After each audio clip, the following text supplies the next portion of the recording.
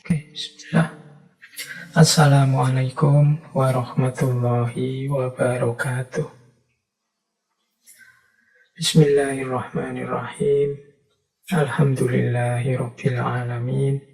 Assalatu wassalamu ala asyrafil anbiya'i wal mursalin sayyidina wa maulana Muhammadin wa ala alihi wa ashabihi wa man tabi'ahum bi ihsanin ila yaumiddin. Amma ba'du. Bismillah teman-teman, mari kita lanjutkan lagi. Kita mulai lagi ngaji rutin kita, ngaji filsafat kita. Semoga istiqomah kita untuk ngaji setiap Rabu malam Kamis ini mendapatkan ridho dan barokah, membawa tidak hanya manfaat untuk diri kita, tapi juga membawa maslahat ke sekeliling kita. Semoga kualitas hidup kita, kualitas berpikir, kualitas mental, kualitas hati nurani, kejernihannya semakin meningkat sedikit demi sedikit. Baik, malam hari ini kita ada di sesi yang terakhir dari tema para penakluk. Malam hari ini kita bertemu tokoh kita sendiri, nenek moyang kita sendiri yang juga tidak kalah dahsyat, tidak kalah hebat dari para penakluk yang lain. Insya Allah teman-teman mendengar nama ini sejak dulu sekolah SD, bahkan mungkin sejak TK. Bahkan mungkin kemana-mana kita bertemu dengan nama beliau. Bisa di nama jalan, nama gedung, nama perusahaan, mungkin nama toko, dan lain sebagainya. Ini menunjukkan paling tidak betapa besarnya tokoh yang kita bahas malam hari ini, yaitu Gajah Mada Mahapatih yang sangat masyhur dari Mojopahit. Atau kalau nama Sanskertanya Wilwotikto. Tema-tema seperti ini, tema-tema yang mengangkat putra-putra bangsa yang hebat seperti ini menurut saya penting, khususnya untuk hari-hari ini. Dalam hal kebanggaan kita dan cinta kita kepada tanah air. Saya tidak tahu mengapa rasanya belakangan banyak sekali muncul sikap-sikap, perilaku-perilaku, termasuk kata-kata yang konotasinya itu lenyapnya rasa cinta dan bangga kepada tanah airnya sendiri. Mungkin teman-teman seringnya kalau yang mengikuti Instagram, Twitter, YouTube, media sosial lainnya, di komen-komennya itu kan banyak bertaburan orang ngomong kadang-kadang ya sakar PDW, banyak juga yang hanya iseng. Tapi beberapa diksi-diksi yang sempat saya lihat, kan ada diksi-diksi itu yang menganggap tanah airnya sendiri, bangsanya sendiri itu sebagai bangsa dan tanah air yang yang rendah, yang inferior, yang tidak maju, yang banyak diksi-diksi yang konotasinya ke sana. Misalnya, ya itulah bangsa Indonesia, itulah masyarakat plus 62, jadi konotasi-konotasinya ini yang diksi semacam ini itu kan konotasinya hilangnya rasa kebanggaan kita sebagai bangsa Indonesia, hilangnya rasa cinta kepada tanah air. Semoga yang kita temui di medsos-medsos itu maksudnya tidak ke situ, mungkin hanya iseng atau salah ngomong saja. Karena orang yang tidak cinta dan tidak bangga kepada tanah airnya, itu berarti tidak mungkin dia bersyukur dengan berbagai nikmat, berbagai anugerah yang diberikan oleh Allah di tanah air kita. Mungkin setiap kali dia tersiksa dan mengeluh, mengapa aku kok lahir di sini, kok tidak lahir di negara-negara yang maju sana, di negara-negara yang baik, yang bukan di sini. Mungkin semoga yang seperti ini tidak ada ya di kita. Percayalah bangsa kita, tanah air kita ini bangsa yang besar, punya sejarah yang juga besar. Tokoh-tokoh besar banyak lahir dari sini. Oke, jadi antara lain marilah kita kikis rasa-rasa tidak percaya diri, rasa-rasa inferior. sebagai bangsa. Antara lain dengan kita belajar menengok sejarah, termasuk tokoh kita malam hari ini yaitu Gajah Mada. Kalau dulu zaman saya sekolah itu tentang inferioritas tadi, tentang tidak enak hidup di negara sendiri. Itu zaman saya sekolah, kalau pelajaran bahasa Indonesia itu kan ada peribahasa, daripada hujan emas di negeri orang, lebih baik hujan batu di negeri sendiri. Ini kan peribahasa yang menunjukkan betapa cintanya seseorang kepada tanah airnya. Meskipun di negeri orang sedang hujan emas, betapa majunya mereka, betapa dahsyatnya mereka, dan lain sebagainya, lebih milih negerinya sendiri, meskipun di negerinya sendiri sedang hujan batu. Banyak sekali kepahitan-kepahitan, banyak sekali problem-problem, masalah-masalah. Semoga kita tidak sebaliknya. Semoga kita tidak punya pandangan begini, meskipun hujan emas di negeri sendiri, betapa banyak kenikmatan di negeri sendiri, tetap lebih menarik hujan batu di negeri orang. Karena mungkin sudah terlanjur kecewa dengan bangsa atau negaranya sendiri. Semoga kita tidak di situ. Baik, itu pengantar. Malam hari ini kita akan membahas tentang beliau Mahapatih Gajah Mada.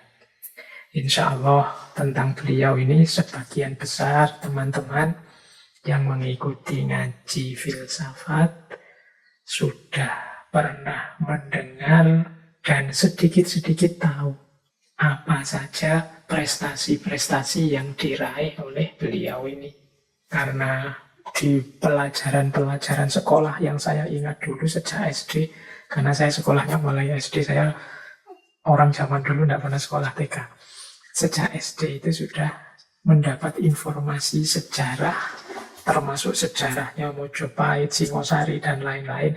Berarti juga termasuk tentang Gajah Mada ini.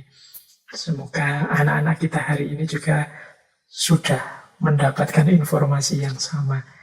Dalam rangka apa? Antara lain tadi saya sebut ya, dalam rangka kebanggaan terhadap bangsa dan tanah air. Baik, malam hari ini sedikit-sedikit mari kita bahas tokoh kita. Saya mengambil referensi mungkin dari beberapa naskah-naskah, misalnya dari Negara Kertagama, kemudian dari Pararaton, kemudian dari Kakawin Gajah Mada, termasuk dari Babat Gajah Mada dan beberapa sumber yang lain. Jadi semoga referensi-referensi ini nanti membantu kita untuk lebih memahami Gajah Mada. Saya tahu karena beliau ini termasuk tokoh yang juga misterius dalam banyak hal tentang detail hidup beliau. Mungkin yang saya sampaikan malam hari ini itu berbeda dengan versi teman-teman yang lain. Ya monggo lah, dari banyak versi yang ada, monggo teman-teman yakin yang mana, karena menurut saya yang lebih penting, yang paling penting kita ambil malam hari ini adalah teladan-teladan, hikmah-hikmah, pelajaran-pelajaran dari perjuangan dan kepemimpinan Gajah Mada yang bisa kita ambil untuk meningkatkan kualitas hidup kita hari ini. Jadi fokus kita nanti ke situ. Ya meskipun saya nambahi beberapa informasi-informasi yang saya sebut dari beberapa naskah tadi. Baik, kita mulai ya teman-teman membahas tokoh kita. Tadi sempat saya singgung bahwa tokoh kita ini sebenarnya banyak sekali misteri-misterinya. Sejak kelahiran sampai kematian. Dari sisi kelahirannya saja ada banyak sekali versi-versi. Ada yang bilang beliau ini lahirnya di Bali, ada yang bilang beliau lahirnya di Lamongan, ada macam-macam versi. Kalau dari kitab Usana Jawa, beliau ini disebut lahirnya di Pulau Bali. Kalau dari Serat Pararaton disebutkan bahwa beliau ini bukan lahir di Bali, tapi beliau ini sebenarnya anak dari Gajah Pagon. Gajah Pagon ini seorang pengawal dari Raden Wijaya. Jadi ceritanya Raden Wijaya saat itu mengungsi ke Madura setelah jatuhnya Singosari. Nah, salah seorang anak buahnya yang namanya Gajah Pakon itu sedang terluka. Gajah Pakon yang terluka ini kemudian ditinggal di sana. Di sana dia menikah dan akhirnya punya anak. Nanti anak inilah yang dikenal sebagai Gajah Mada. Jadi makanya namanya sama, Gajah Mada dan Gajah Pakon, sama-sama gajah. Istilah gajah ini sebenarnya simbol bagi sosok yang pemberani, tahan mental, tidak mudah menyerah, setia kepada pimpinannya, kemudian punya kekuatan untuk menyingkirkan aneka rupa penghalang. Nah, itu ciri khas hewan besar kokoh yang kita kenal sebagai gajah. Nah, jadi ini versi yang lain, bahwa beliau ini putranya seorang pengawal dari Raden Wijaya. Kalau mengikuti Muhammad Yamin misalnya, kalau di bukunya Muhammad Yamin ini malah unik. Gajah Mada itu lahir dari dalam buah kelapa, tidak punya ayah, tidak punya ibu, dia adalah jelmaan Dewa Wisnu. Lahir atas kehendaknya dewa-dewa. Itu dijelaskan antara lain di bukunya Muhammad Yamin yang judulnya Gajah Mada Pahlawan Persatuan Nusantara. Memang ada versi yang semacam ini. Ini versi yang tercampur dengan mitos-mitos. Karena memang ada banyak sekali mitos-mitos tentang Gajah Mada ini. Perlu treatment khusus untuk bisa menggali mana fakta, mana mitos kalau kita membaca naskah-naskah, serat-serat yang ada yang menginformasikan Gajah Mada. Ada pula versi dalam babat Gajah Mada itu yang mengatakan Gajah Mada ini anaknya Dewa Brahma. Ibunya adalah putri seorang pendeta zaman itu yang namanya Empu Sura. Dan setelah dewasa, beliau diangkat anak oleh Mahapatih Mojopahit. Ada pula versi yang bilang Gajah Mada itu sebenarnya lahirnya di Lamongan. Nama aslinya Mada atau Madali. Nanti beliau ini lahir dari perkawinan belasteran. Ibunya adalah putri seorang prajuritnya Maharaja Kertanegara dan ayahnya adalah seorang perwira Tartar. Nah, ada juga versi yang semacam itu dan banyak versi-versi yang lain. Ini agak sulit kita menentukan sebenarnya pasnya itu seperti apa. Ya monggo teman-teman dengan keyakinannya sendiri-sendiri, atau kalau punya alatnya kita bisa menggali makna-makna dari mitos-mitos tadi untuk bisa menarik fakta sebenarnya seperti apa. Ya karena memang informasi-informasi lama dari nenek moyang itu kan memang sering dibungkus dengan simbol-simbol dan mitos-mitos. Misalnya tadi Gajah Mada yang anaknya dewa, misalnya itu kemungkinan dalam rangka menunjukkan bahwa kehadiran Gajah Mada dengan segala prestasinya itu hakikatnya adalah atas izin, atas ketentuan dan memang sudah diskenario oleh dewa-dewa dan lain sebagainya. Itu versi-versi yang penting untuk kita telaah.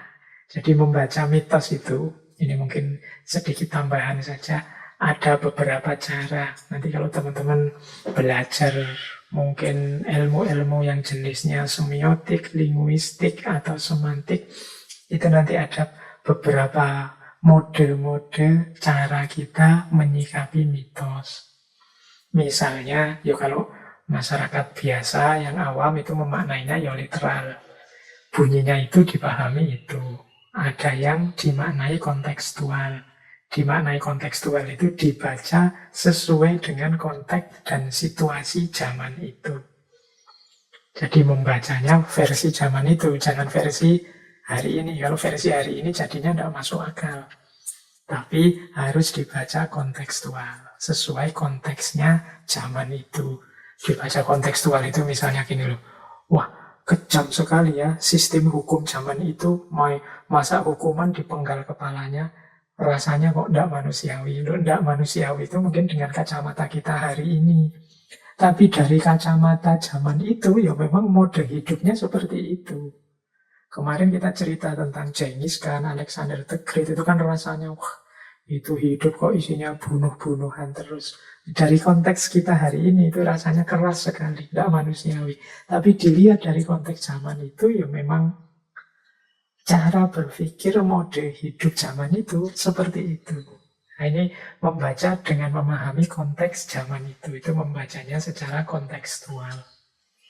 Jadi memang mode hidupnya seperti itu. Ada pula yang membacanya eksistensial. Membaca eksistensial itu membaca diambil versi kita hari ini. Kita maknai apa yang manfaat, yang cocok, yang bisa kita jalankan. Jadi membacanya tidak sekedar untuk memahami, tapi aku mengambil pelajaran apa yang bisa aku jalankan, yang bisa membantuku untuk eksis. Itu namanya eksistensial. Misalnya, dari kisahnya Gajah Mada ini, meskipun ada banyak mitos-mitos, aku mengambil pelajaran bahwa seseorang itu harus berani dan pintar memimpin. Nah, ini namanya makna eksistensial. Jadi makna yang kita hidupkan versi kita hari ini. Nah, ngaji-ngaji filsafat kita itu kan sering pakai gaya eksistensial ini. Bahkan mungkin termasuk malam hari ini. Jadi apa yang bisa kita ambil, apa yang bisa kita hidupkan, teladan-teladan, mungkin nasihat atau ajaran-ajaran dari Gajah Mada. Fokusnya ke sini. Ini namanya mungkin mudahnya membaca secara eksistensial. Nah, itu sedikit mungkin biar nambah wawasan tentang bagaimana menyikapi mitos-mitos. Kita ini kan banyak sekali, hidup kita ini dikelilingi mitos-mitos dari tradisi-tradisi lama. Misalnya ada tentang apalah, nenek moyang kita percaya ini, percaya itu, di sana ada penunggu namanya ini, di situ ada penunggu namanya itu. Itu kan kita membacanya bisa dengan model literal, dipercaya apa adanya, bisa dengan model kontekstual, bisa juga dengan model eksistensial. Tentang Gajah Mada ini, saya bilang tadi mitosnya macam-macam. Bahkan kalau teman-teman membaca misalnya Kakawin Gajah Mada, di Kakawin Gajah Mada itu bahkan dijelaskan bagaimana Gajah Mada ini sangat sakti. Beliau ini bisa mengubah debu menjadi badai tofan, yang itu bisa memusnahkan musuh. Bahkan beliau bisa membuat panah gaib, panah khayal yang tidak kelihatan barangnya, tapi terdengar bunyinya dan punya daya rusak yang luar biasa. Itu saya baca di Kakawin Gajah Mada. Di antara kesaktiannya Gajah Mada, itu kan bisa kita pahami secara literal. Literal itu ya memang Gajah Mada itu orang sakti. Dia bisa melakukan hal-hal yang hebat, yang luar biasa. Karena ya memang dia melakukan laku-laku tirakat-tirakat untuk mendapat kesaktiannya. Misalnya ya kesaktian itu kan kalau kita analogikan dengan dunia tasawuf misalnya, itu kan mirip karomah kemampuan luar biasa anugerah Allah karena menjalani laku tertentu. Ini pemaknaan seperti ini namanya pemahaman literal. Nanti ada pemahaman kontekstual. Pemahaman kontekstual itu kita membacanya sesuai konteks zaman itu. Iya, kesaktian-kesaktian seperti itu, ya memang zaman itu bukan sesuatu yang mustahil. Ada orang yang misalnya punya ilmu, punya ajian, tidak pakai senjata apa-apa, hanya dengan suara saja dia bisa mengalahkan orang banyak. Ada orang yang bisa lari cepat, ada orang yang sekali pukul bisa mecah batu sebesar kerbau dan macam-macam. Zaman dulu memang begitu. Pola hidup, mode hidupnya. Jadi konteksnya seperti itu. Ya mungkin hari ini sudah langka nyari orang yang bisa begitu, sehingga dibaca dengan logika hari ini kok rasanya mustahil ya. Ada kesaktian-kesaktian seperti itu. Nah, ya memang di kita hari ini mungkin tidak nemu lagi orang-orang yang punya keluar biasaan seperti zaman dulu. Baik, jadi itu cara membaca atau membaca eksistensial tadi. Kalau eksistensial ya berarti kita membacanya sesuai kebutuhan kita, apa yang bisa diberikan untuk hidup kita dan untuk meningkatkan kualitas hidup kita. Itulah cara kita meresepsi atau memahami Gajah Mada malam hari ini. Baik, saya sambil dongeng sambil nanti kita memaknai secara eksistensial tadi ya pelan-pelan. Oke, kita awali dari pembacaan kita dari Pararaton lagi, dari serat Pararaton. Ini seratnya ini sebenarnya tidak terlalu tebal. Jadi meskipun sebagian besar cerita kalau di serat Pararaton itu tentang Ken Arok dan Singosari. Pararaton itu isinya sekitar 1100-an baris. Jadi ya Pararaton itu bahasa Sanskerta, kalau diterjemah mungkin terjemahan pasnya adalah kitab raja-raja. Tidak jelas siapa yang menuliskannya. Tapi ada penelitian yang bilang kitab ini ditulis di akhir-akhir era Mojopahit. Jadi isinya diawali dari kisahnya Ken Arok. Jadi yang mendirikan Singosari. Ini seperti saya sampaikan tadi, di Pararaton itu banyak sekali mitos-mitos, sehingga beberapa kita menyebutnya orang-orang barat yang meneliti serat ini itu sering kebingungan. Ini mana yang fakta, mana yang sisipan mitos-mitos tadi. Baik, kita tidak sibuk di situ malam hari ini. Ini tugasnya mungkin teman-teman yang jurusan sejarah atau mungkin yang ahli-ahli untuk meneliti masa lalu, mungkin antropologi, arkeologi, dan lain sebagainya. Nah, dari Pararaton coba kita pahami sedikit tentang profil Gajah Mada. Jadi Gajah Mada ini kalau sosoknya, ini juga ada versi-versi sosoknya. Yang populer kita kenal itu sosok yang digambarkan oleh beliau, tadi saya sebut Muhammad Yamin. Jadi Pak Yamin ini menggambarkan Gajah Mada itu tinggi, besar, gagah, pokoknya atletis, wajahnya persis di patung-patung atau di gambar-gambar yang kita kenal hari ini. Nanti ada juga versi yang menggambarkan Gajah Mada itu kumisnya tebal. Ada juga yang bilang Gajah Mada itu ya sosoknya biasa saja, kayak orang Jawa zaman dulu yang tidak seatletis itu, segagah itu, beda dengan orang-orang Eropa. Tapi meskipun tidak sebesar segagah itu, tapi prestasinya luar biasa, kedahsyatan yang dia hasilkan juga tidak kalah. Jadi itu versi-versi, makanya saya tadi bilang malam hari ini teman-teman harus tahan untuk mendengarkan banyak versi, atau kalau sedang membaca kisah-kisah Gajah Mada mungkin di web tertentu atau di medsos itu sering dibantai orang yang punya versi yang berbeda. Baik, kita lanjutkan ya ke bisnis utama kita malam hari ini, yaitu meneladani tokoh Gajah Mada. Nah, di catatan saya, kalau berdasarkan naskah Pararaton, Gajah Mada ini sosok yang bertanggung jawab, kemudian tegas, kemudian cerdas, kemudian setia, kemudian tahu diri. Ya, kemudian dikagumi sekaligus ditakuti. Dan yang terakhir tidak tergantikan. Ini secara umum ya. Ini kalau ada tokoh yang seperti ini hari ini, pilih saja jadi pemimpin. Oh, ini luar biasa cirinya.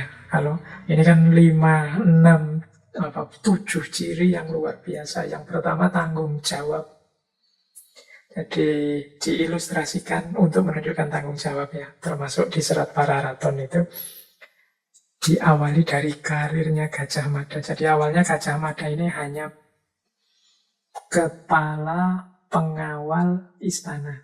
Jadi yang dikenal dengan nama Bayangkara. Jadi beliau ini kepala prajurit pengawal istana. Beliau dikenal bertanggung jawab karena saat itu ada pemberontakan Kuti. yang istana jatuh, tapi Gajah Mada tetap dengan tugasnya, tetap memenuhi tanggung jawabnya untuk mengawal dan menyelamatkan raja. Ceritanya saat itu Gajah Mada membawa raja dan keluarga istana lari mengungsi sampai ke Bedander. Bedander itu satu daerah di Bojonegoro. Nah ini satu ilustrasi yang menunjukkan bahwa beliau ini memang sosok yang bertanggung jawab dengan tugasnya. Kalau dia tidak tanggung jawab, begitu istana jatuh, ya nyari selamat saja, ngapain repot-repot. Tapi kan tidak, beliau tetap bertanggung jawab dengan tugas yang harus dijalankan. Kemudian yang kedua, beliau juga tegas. Ya pemimpin memang dituntut tegas, tidak boleh mencela-mencela, tidak boleh serba ragu. Ini kalau di Pararaton diilustrasikan misalnya melanjutkan tadi yang ngungsi. Saat mengungsi itu ada seorang pengalasan. Pengalasan ini sebenarnya prajurit khusus, prajurit rahasia yang tugasnya biasanya menyampaikan info atau menyampaikan surat. Nah, pengalasan ini saat dia ngungsi di Bedander izin pada Gajah Mada untuk pulang. Ini menurut pertimbangannya Gajah Mada ini kita sedang ngungsi kok dia malah minta pulang. Jangan-jangan dia nanti membocorkan rahasia. Jangan-jangan dia nanti jadi sumber kita ketahuan. Nah, ini kan pertimbangan-pertimbangan yang harus diambil oleh Gajah Mada. Tapi orang ini terus memaksa. Nah, ceritanya kemudian orang ini terpaksa oleh Gajah Mada harus dibunuh demi keamanannya raja. Khawatir kalau ada pengkhianat nanti mengatasinya lebih susah. Ini salah satu contoh dari serat Pararaton tentang ketegasannya Gajah Mada. Kemudian yang ketiga, cerdas. Ini tidak perlu dijelaskan lagi ya kecerdasannya. Contohnya tadi saja kita lanjutkan.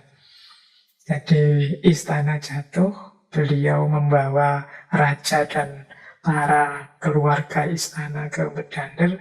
Setelah itu beliau balik lagi ke istana, mengumpulkan orang-orang yang masih setia kepada raja.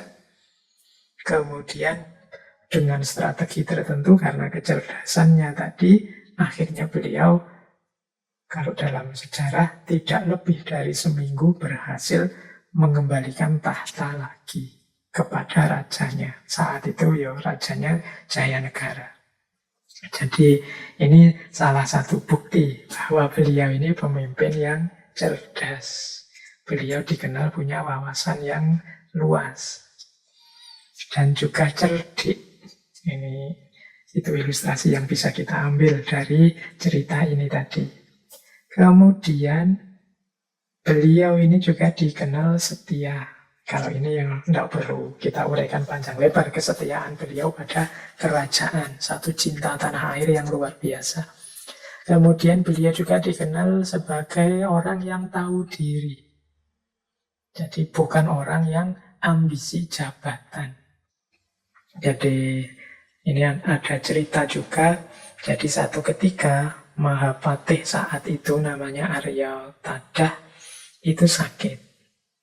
Bareng dengan sakitnya beliau terjadi pemberontakan Sadeng. Nah, Gajah Mada ini sebenarnya sudah dinominasikan. Beliau calon kuat untuk menggantikan Arya Tadah. Tapi kemudian ketika beliau ditawari untuk mengganti Arya Tadah, Gajah Mada menjawab, saya baru akan menerima jabatan itu kalau saya berhasil mengatasi pemberontakan Sadeng. Jadi beliau tidak kesusu kemerungsung jabatan, tapi beliau lebih mendahulukan bangsa dan negara. Beliau ingin menunjukkan dulu bahwa beliau pantas untuk itu, antara lain dengan cara menaklukkan pemberontakan Sadeng. Berarti kalau nanti beliau diangkat jadi Mahapatih ya bukan karena relasi atau kenal orang dalam atau kelompoknya siapa, atau hanya karena dekat dengan Arya Tadah. Karena memang beliau dikenal dekat dengan Patih Aryo Tajah tadi. Tapi karena memang prestasinya luar biasa, jadi tidak ada orang yang keberatan nantinya ketika beliau diangkat jadi Mahapatih. Selanjutnya ada juga ciri yang populer sekali bahwa beliau ini dikagumi banyak orang. Kekaguman itu dimulai sejak beliau mancang sumpah yang kita hari ini masih hafal, yaitu Sumpah Palapa. Dan pada akhirnya upaya-upaya beliau untuk mewujudkan sumpahnya membuat Mojopahit jadi negara besar yang ditakuti. Kalau ini tidak diragukan lagi. Jadi bagian dikagumi dan ditakuti, itulah ada penaklukan-penaklukan besar menyatukan Nusantara di bawah atapnya Mojopahit. Itu ciri yang ke-6. Kemudian ciri yang ke-7, beliau ini adalah pemimpin yang tidak tergantikan.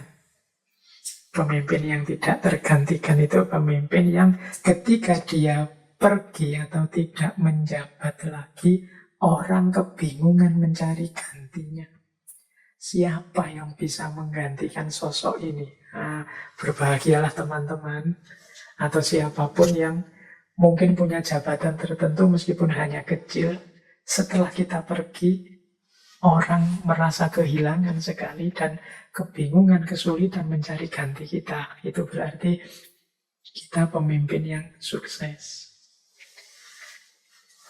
Gajah Mada ini setelah beliau mengundurkan diri, itu Hayam Wuruk dan Mojopahit bingung mencari gantinya. Ceritanya saat itu bahkan diangkatlah 4 orang sekaligus di posisi Maha Menteri Agung yang dipimpin oleh Empu Nala saat itu. Tapi tetap tidak sehebat ketika jabatan itu dipegang oleh Gajah Mada. Jadi 4 Maha Menteri ini ternyata tidak sukses. Kemudian diganti lagi dengan 2 Maha Menteri, Gajah Enggon dan Gajah Manguri. Tapi tetap tidak sukses. Ini menunjukkan dari sini saja kelihatan betapa dahsyatnya, betapa hebatnya seorang Gajah Mada.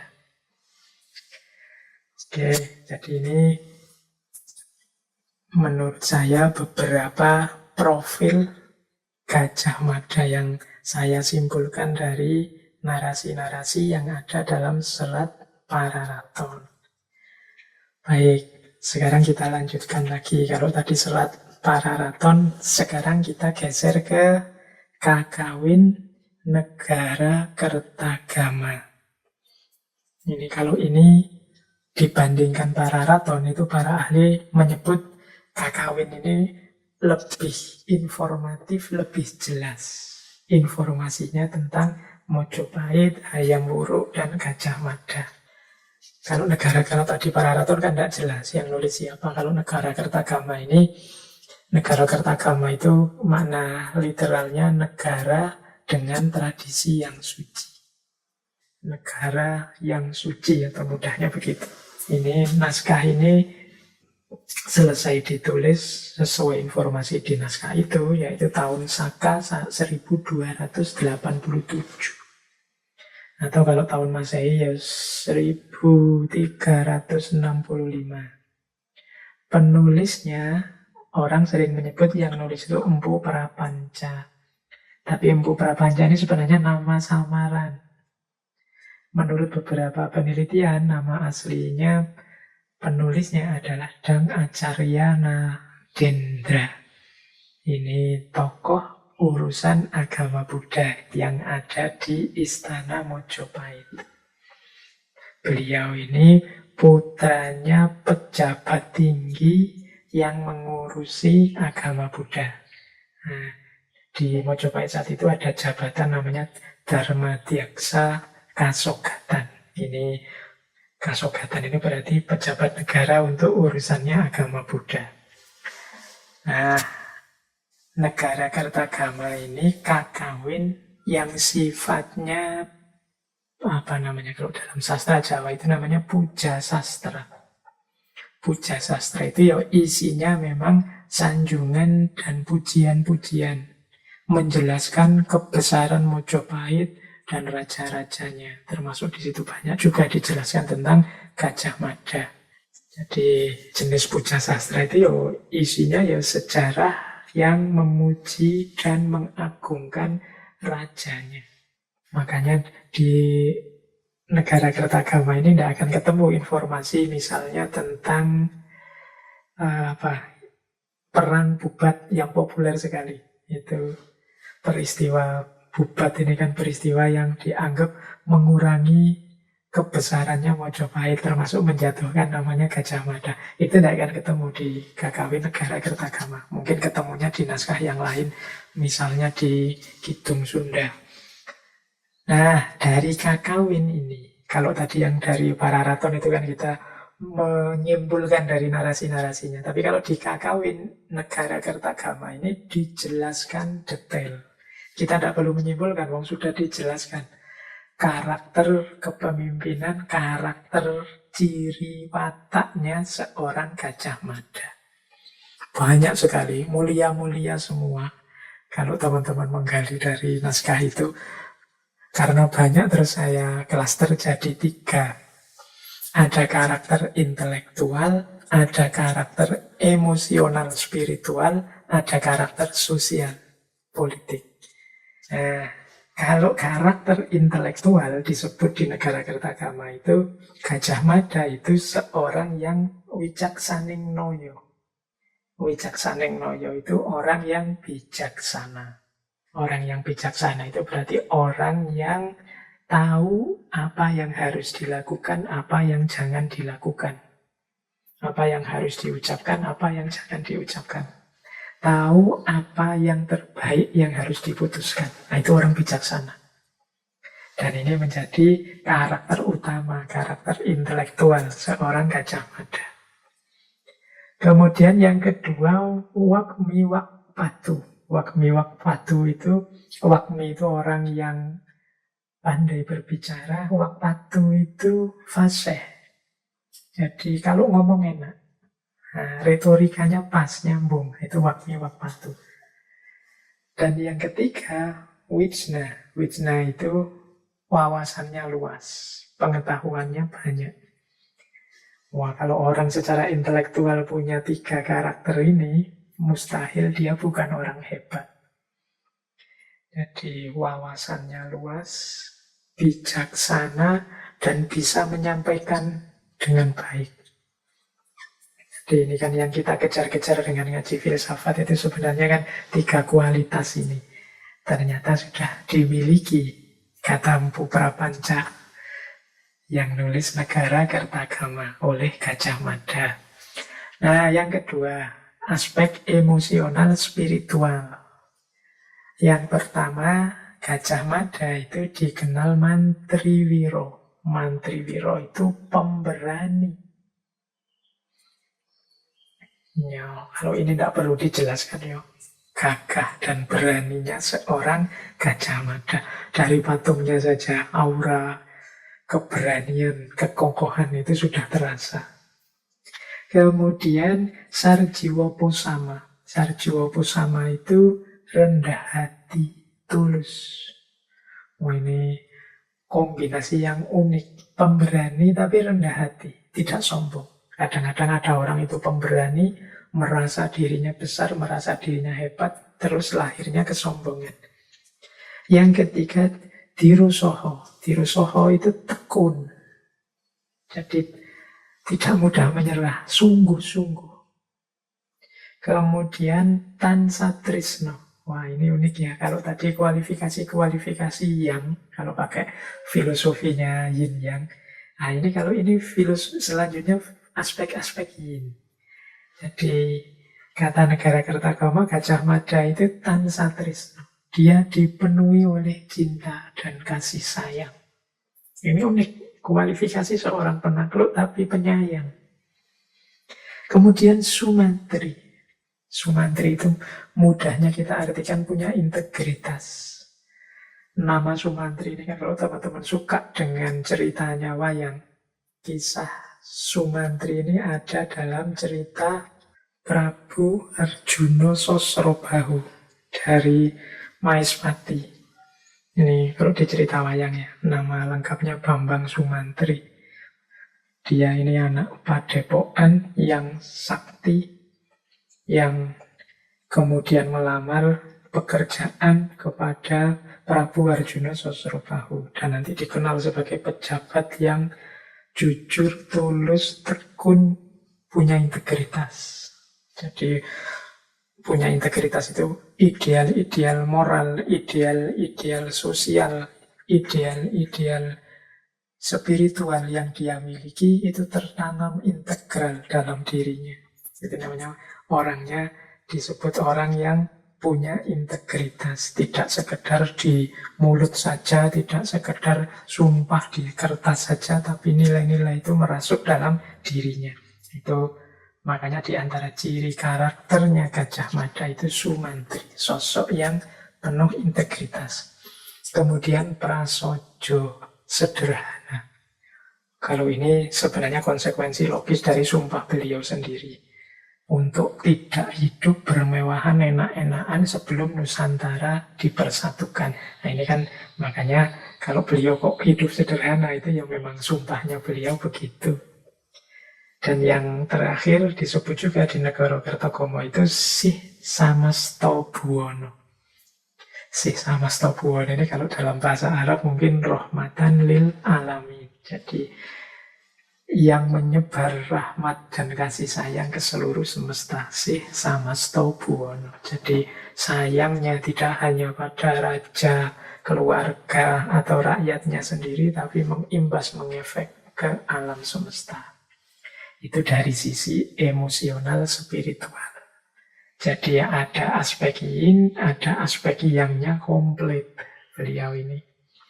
Kalau waktunya tegas ya tegas, waktunya butuh keberanian beliau sangat berani, tapi sebaliknya kalau memang momennya pas beliau penuh cinta dan rendah hati. Terus kemudian aspek sosial politik. Ini kehidupan bersama, baik di tengah masyarakat maupun sebagai pejabat negara. Beliau ini dikenal yang pertama Satyo Bhakti Prabu. Orang yang setia kepada rajanya. Beliau mengabdi sejak zaman Jayanegara, kemudian Tribuana, Tunggadewi, dan Hayam Wuruk. Beliau menampakkan kesetiaannya yang luar biasa. Kemudian beliau juga secara sosial politik punya karakter matangguhan. Matangguhan itu dipercaya oleh rakyatnya. Ini yang sulit ya. Kalau kita, mbok kamu percaya, itu mudah. Berangkatnya dari kita. Tapi mbok orang lain itu percaya padamu, itu sulit. Kita harus mengambil hati, meyakinkan orang lain. Maka karakter matangguhan ini menunjukkan orang yang memang sudah membuktikan dirinya layak dipercaya. Nah, itu namanya matangguhan. Kemudian ciri yang ketiga negara gineng pratikno. Nah, ini maksudnya mengutamakan kepentingan negara, tidak hanya kepentingan pribadi. Kemudian tan lalono, tanpa istirahat. Nah, ini juga konsekuensi dari sumpah beliau untuk tidak akan santai-santai, tidak akan enak-enak dalam menjalankan tugas sebelum Nusantara bersatu. Makanya beliau dikenal tan lalono, kerja keras terus-menerus. Kemudian ambek paromo arto. Ambek paromo arto itu mengutamakan hal-hal yang mulia. Ini nama lainnya, beliau ini mengerti prioritas. Mana yang didulukan, mana yang nanti saja. Mana yang penting sekali, mana yang kapan-kapan saja diwujudkan. Nah, itu namanya ambek paromo arto. Kemudian Divyocito. Divyocito itu terbuka, akomodatif, aspiratif. Jadi beliau mendengarkan suara-suara, usulan-usulan, kritikan-kritikan yang lain. Ini berarti meskipun beliau ini pintar, wawasannya luas, tidak merasa tahu segalanya. Jadi masih mau mendengarkan yang lain. Kemudian nayak akan musuh, menaklukkan musuh. Ini salah satu kemahiran beliau juga, baik sebagai individu dengan kesaktian-kesaktiannya maupun sebagai panglima perang. Dan di antara karakter beliau adalah Wijoyo. Wijoyo itu menang, mampu menyelesaikan masalah, mampu mewujudkan kejayaan. Itu Wijoyo. Ini karakter-karakter Gajah Mada dari aspek sosial politik. Ini kalau kita kembali lagi ke tadi ya, intelektual, emosional, kemudian sosial, itu rasanya memang, kalau memang seperti ini karakter beliau, itu memang sangat luar biasa. Untuk mewujudkan pribadi yang unggul intelektual, unggul emosional, spiritual, unggul secara sosial, ini perlu proses yang panjang dan serius. Dan Gajah Mada sudah mewujudkan dirinya seperti itu. Ini dari sisi ini saja menurut saya sudah sangat layak untuk kita teladani. Mari kita membangun diri kita di level intelektual, emosional, sosial dengan pola-pola karakter seperti dicontohkan oleh Gajah Mada ini. Kalau di kampus-kampus hari ini itu kan banyak sedang digalak-galakkan untuk nambah-nambahi pendidikan karakter.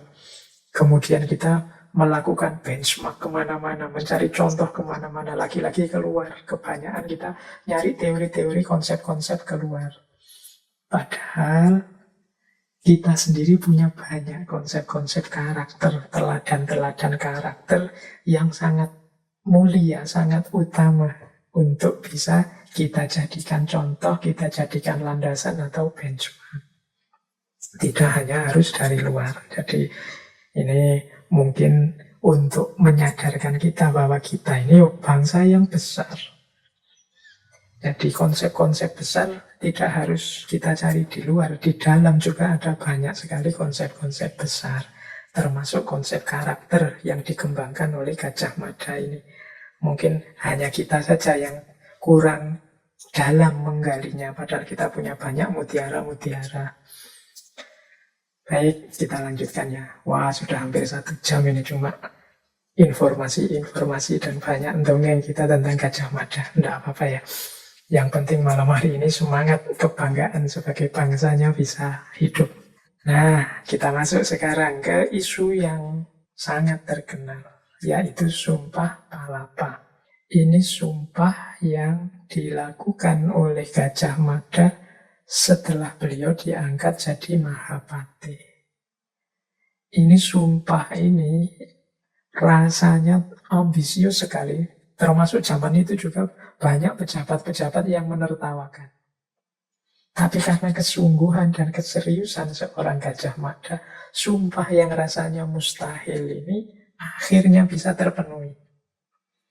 Meskipun tidak 100% ada, kurang sedikit mungkin. Ya termasuk tadi ada kasus dengan Pasundan tadi, dengan terjadinya peristiwa Bubat. Nah, ini dikenal dengan nama Sumpah Palapa. Nama istilah Palapa itu diambil dari satu kata yang ada di dalam sumpah itu. Bahkan kata Palapa ini kan dulu zaman Orde Baru dipakai sebagai nama satelit. Terkenal sekali namanya satelit Palapa. Jadi begitu Gajah Mada diangkat menjadi Mahapati, beliau berdiri, ini ceritanya begitu, kemudian bersumpah kalau mengikuti negara Kertagama, kalimatnya seperti ini. Lamun huwus kalah Nusantara isun amukti palopo. Lamun kalah ring gurun, ring seran, Tanjung Pura, ring Haru, ring Pahang, Dompo, ring Bali, Sunda, Palembang, Tumasik, Samono isun amukti palopo. Ini semoga saya membacanya benar ya, karena Ini pakai bahasa Jawa Kawi, bahasa Jawa kuno. Saya bahasa Jawa biasa aja, sok-sok keliru, apalagi bahasa Jawa kuno. Ini mohon dimaklumi teman-teman yang memang sudah ahlinya di situ. Ini saya membacanya mungkin banyak meleset-melesetnya. Nanti silahkan diluruskan. Arti sumpah ini begini. Jika telah menundukkan seluruh Nusantara di bawah kekuasaan Mojopahit, saya baru akan melepaskan puasa. Jika mengalahkan Gurun, Seram, Tanjung Pura, Haru, Pahang, Dompo, Bali, Sunda, Palembang, Tumasik, demikianlah baru saya akan melepaskan puasa. Ini terjemahnya diambil mudahnya ya, diterjemahkan palapa sebagai puasa. Sebenarnya maksudnya tidak sesimpel itu. Jadi dalam budaya Jawa itu ada istilah Amukti Wibowo dan Amukti Palopo. Yang diambil oleh Gajah Mada ini Amukti Palopo ini. Amukti Palopo itu lawan dari Amukti Wibowo. Amukti Wibowo itu kalau diterjemahkan itu adalah menikmati kemuliaan jabatan atau kekuasaan. Jadi orang yang dapat jabatan itu dia sedang menikmati jabatannya atau menikmati kewibawaan kekuasaannya. Itu namanya Amukti Wibowo. Berarti jabatan itu menjadi anugerah atau menjadi nikmat. Makanya banyak orang yang begitu dapat jabatan terus syukuran. Mengapa kok dia syukuran? Karena jabatan diartikan sebagai Amukti Wibowo. Mendapatkan anugerah dalam bentuk kekuasaan. Sebaliknya, Gajah Mada memaknai jabatan itu sebagai Amukti Palopo. Nah, Palopo itu berarti lawannya Wibowo tadi. Dia tidak menikmati, tapi justru menahan diri untuk menikmati. Jadi menahan diri untuk senang-senang. Istilah Amukti Palopo ini sering dipakai untuk orang yang sedang tirakat atau melakukan topo. Bagi teman-teman yang suka tirakat, apalagi teman-teman Jawa itu kan ada istilah ngalopo. Ngalopo itu orang yang menjalani tirakat dengan cara tidak makan garam. Nah, tidak makan garam itu biasanya terus bentuknya adalah dengan cara puasa mutih, makan nasi putih saja. Atau mungkin teman-teman yang belajar sastra Jawa ada istilah loro lopo. Loro itu sakit, lopo itu lapar. Jadi intinya palopo itu milih tidak senang-senang, milih tidak menikmati. Jadi milih tirakat dulu. Ya, makanya tadi diterjemahnya disebut puasa. Jadi meskipun itu mudahnya begini, meskipun aku mendapat anugerah jabatan sebagai Mahapatih, berarti aku sedang mendapatkan kekuasaan, kemuliaan. Tapi aku tetap akan milih tirakat saja, tidak senang-senang, tidak menikmati anugerah ini sampai aku bisa menaklukkan wilayah-wilayah tadi Nusantara. Jadi ini sumpahnya Gajah Mada. Jadi sebelum wilayah-wilayah tadi berhasil ditaklukkan di bawah Mojopahit, aku akan tirakat, aku tidak akan senang-senang, aku tidak akan menikmati. Jadi lawan dari Amukti Wibowo. Nah, ini bisa nanti kita untuk menganalisis ya, kalau ada orang dapat anugerah jabatan, itu dia menyikapinya sebagai Amukti Wibowo atau Amukti Palopo. Dalam sejarah Islam kan mungkin kita banyak cerita khalifah-khalifah tertentu yang begitu dapat jabatan khalifah, justru malah nangis, justru malah menganggap itu musibah, justru malah gelisah luar biasa. Dulu kita pernah membahas Umar bin Abdul Aziz, termasuk minggu lalu ada Umar bin Khattab. Itu kan dalam ceritanya menganggap jabatan itu sebagai musibah. Nah ini berarti memaknai jabatan sebagai Amukti Palopo. Begitu jabat, begitu saat itu dia sadar bahwa wah ini berarti saatnya aku harus tirakat untuk menjalankan amanah sebagai pejabat ini. Nah itu berarti memaknai jabatan sebagai amukti palopo. Ya meskipun ada juga orang yang menganggap jabatan itu sebagai anugerah, amukti wibowo.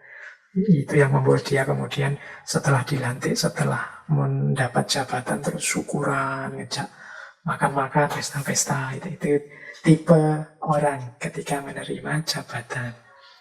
Baik, nah di sumpahnya Gajah Mada tadi beliau menyebut beberapa nama daerah. Ada Gurun. Gurun itu daerah Seram bagian timur, Pulau Gurun. Kemudian Seram, Seran atau Seram, Tanjung Pura. Ini Kerajaan Tanjung Pura, daerah Ketapang, Kalimantan Barat. Haru, Haru itu mungkin maksudnya Kepulauan Aru, Sumatera Utara, daerah Karo. Pahang, Malaysia. Dompo atau Dompu kalau hari ini ya, daerah di Pulau Sumbawa, Bali, Sunda, Palembang, Tumasik. Tumasik itu kalau hari ini Singapura. Ini yang disebut oleh Gajah Mada daerah-daerah ini, ada yang bilang adalah wilayah-wilayah yang sebelumnya merupakan titik-titik kerajaan yang besar. Jadi misalnya Palembang, Palembang itu dulu ada Sriwijaya. Bali, Bali itu kan ada Bali Dwipa Mandala, kerajaan dari dinasti Warmadewa. Sunda, Sunda ada Tarumanegara. Tanjung Pura tadi itu kan dulu di situ ada kerajaan Kutai kuno, rajanya Mulawarman. Jadi daerah-daerah yang disebut tadi mungkin daerah Nusantara yang sebelumnya terkenal, di situ ada pusat-pusat kerajaan besar.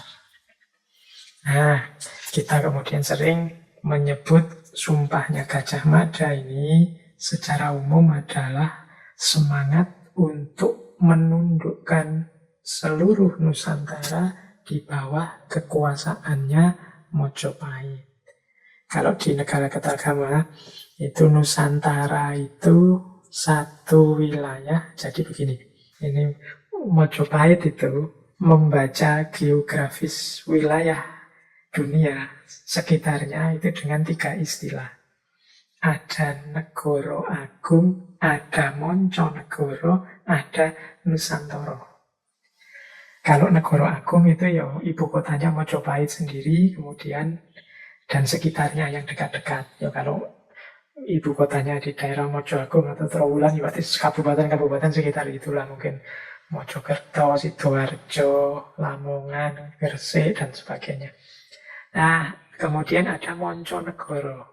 Monconegoro itu masih di Pulau Jawa, tapi budayanya mirip dengan Negoro Agung, tapi dia sudah berbatasan.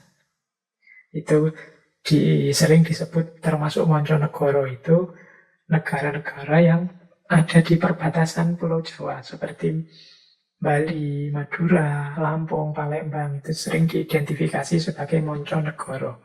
Nah, beda dengan Nusantara. Kalau Nusantara ini memang wilayah jauh, wilayah luar Pulau Jawa, yang kalau masuk Nusantara ini berarti taklukannya harus membayar, kalau ditaklukkan oleh Mojopahit dia harus membayar upeti. Jadi ini istilah pemahaman geografisnya Mojopahit saat itu terhadap daerah-daerah kekuasaannya. Jadi kekuasaan Mojopahit itu ada Negoro Agung, Monconegoro, dan Nusantara. Ya konsep Nusantara sendiri, Nusa itu artinya pulau, kemudian Antoro itu artinya seberang. Jadi pulau-pulau yang ada di seberang dikenal sebagai Nusantara. Meskipun nanti belakangan istilah ini dipakai untuk menggambarkan ya wilayah Indonesia. Kalau di negara Kertagama sendiri, Nusantara itu ya sebagian besar wilayah Indonesia modern seperti Sumatera, Kalimantan, Nusa Tenggara, Sulawesi, sebagian Pulau Maluku dan Papua Barat, plus Malaysia, Singapura, Brunei, dan beberapa wilayah Filipina bagian selatan. Jadi Itu nanti ada pembagiannya di Negara Kertogomo, itu ada sekitar 8 pembagian wilayah yang dikenal sebagai Nusantara. Nah, inilah yang dipakai oleh Gajah Mada, istilahnya Nusantara. Jadi tidak hanya Monconegoro yang akan ditaklukkan, daerah-daerah tapal batas yang berbatasan Pulau Jawa, tapi juga Nusantara. Itulah isi sumpahnya Gajah Mada. Nah, konsep Nusantara ini sebenarnya tidak berawal dari Gajah Mada dan Sumpah Palapanya. Jadi kalau dalam sejarah, istilah ini sudah dikenal bahkan sejak zaman Singosari. Kalau teman-teman belajar tentang sejarahnya Singosari kan, satu ketika Singosari ini melakukan satu ekspedisi yang dikenal sebagai ekspedisi Pamalayu. Ekspedisi Pamalayu ini upaya Singosari untuk menjalin persekutuan politik dengan kerajaan-kerajaan di Nusantara, khususnya kerajaan Melayu Dharmasraya. Nah, tapi ekspedisi ini nanti terputus dengan jatuhnya Singosari, tewasnya Kertanegara. Mengapa kok ekspedisi ini diadakan? Ini sebenarnya dalam rangka mengantisipasi kemungkinan ancaman serangannya Mongol yang sedang membangun dinasti Yuan di Tiongkok. Nah, nanti kan ceritanya memang sampai ada utusan ke Singosari. Tapi pada akhirnya yang tidak bisa ditaklukkan oleh Mongol yang luar biasa, yang 2-3 minggu yang lalu kita angkat lewat Genghis Khan itu, yang kedahsyatannya bahkan menaklukkan hampir separuh dunia, tapi belum bisa menaklukkan Jawa. Nah, di eranya Kertanegara ini sudah dikenal istilah Nusantara. Cuma saat itu istilahnya belum Nusantara tapi Dwipantara. Dwipantara itu sama. Kalau istilah Sanskerta, Dwipa itu artinya juga pulau. Sama seperti Nusa. Pada akhirnya Gajah Mada mampu mewujudkan dan memulai cita-cita perjuangannya untuk menyatukan seluruh Nusantara, karena didukung oleh ratunya, didukung nanti juga oleh rajanya. Ini perjuangannya dan dimulai sejak Ratu Tribuana Tunggadewi. Ini pelajaran Sumpah Palapa ini sebenarnya pelajaran penting bagi kita untuk punya resolusi, punya target, punya tujuan-tujuan hidup yang tinggi jangka panjang. Jadi kita berpikirnya harus jauh, tinggi ke depan. Banyak di antara kita mungkin yang hari ini tidak tahu hidupku ini mau dibentuk seperti apa, ingin jadi apa. Karena kita tidak tahu mau apa dan kemana, ingin jadi apa, akhirnya tidak ada pendorong yang kuat untuk kemajuan kita, baik sebagai pribadi maupun sebagai bangsa. Apalagi sebagai bangsa. Sebagai bangsa itu kunci utamanya itu kita sebagai pribadi-pribadi. Misalnya kalau ada pertanyaan, bangsa kita ini ingin apa sih? Teman-teman tahu enggak? Misalnya Indonesia ini ingin jadi apa sih kira-kira 20 tahun ke depan? Atau punya target apa sih? Teman-teman pernah berpikir ke situ? Enggak? Ya kalau targetnya enggak ada, keinginan dan cita-citanya enggak ada, atau ada tapi dengan jangka yang sangat pendek. Hari ini yang penting bisa makan, yang penting bisa punya uang, yang penting itu enggak punya target-target ke depan, sulit kita jadi bangsa yang maju. Kalau Gajah Mada tadi kan jelas, proyek utamaku adalah menyatukan Nusantara. Ini memang rasanya mimpi. Zaman itu diketawain sama pejabat-pejabat yang lain. Meskipun nanti ceritanya pejabat-pejabat yang tidak setuju itu akhirnya disikat juga oleh Gajah Mada, satu-satu disingkirkan. Tapi itulah pentingnya cita-cita, pentingnya punya visi dan sukses. Gajah Mada menaklukkan banyak sekali wilayah. Ya sering saya bilang, ya sulit memang untuk kita 100% kemudian suksesnya itu. Biasanya kalau kita cita-citanya setinggi genteng, biasanya meleset dikit-dikit lah, mungkin sampai plafon nyampenya. Tapi kalau kita cita-citanya setinggi langit, ya meleset sidik-sidik mungkin sampai bulan kan sudah tinggi. Jadi Gajah Mada cita-citanya luar biasa, hitungan saya 90% lebih terpenuhi. Kalau dalam sejarah itu kan misalnya tahun perjuangan beliau ini dimulai sekitar tahun 1339. Itu mulai bergerak ke Sumatera, Suwarnabhumi, kemudian ke Pulau Bintan, ke Tumasek, sekarang Singapura, kemudian ke Semenanjung Malaya, dipimpin oleh Laksamana Nala.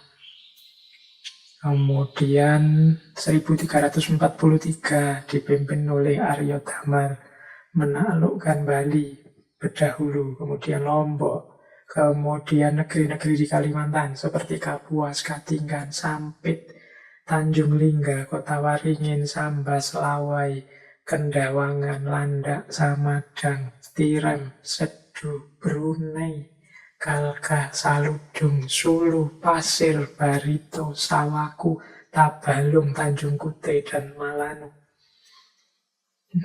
Mohon maaf kalau saya mau namanya salah ya.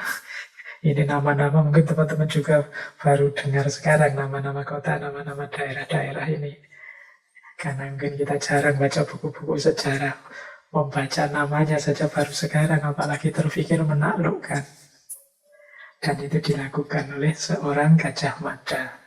Kemudian zaman pemerintahan Hayam Wuruk dilanjutkan lagi ke timur sampai tahun 1357, seperti ke Logajah, ke Gurun, ke Sukun, ke Taliwung, daerah Sapi, ke Gunung Api Seram, Hutan Kadali, Sasak, Bantayan, Luwu, Buton, Banggai, Kunir, Galian, Salayar, Sumba, Muar atau Saparua, Solor, Bima, Wandan atau Banda, Ambon, Wanin, Seram, Timur, dan Dompu.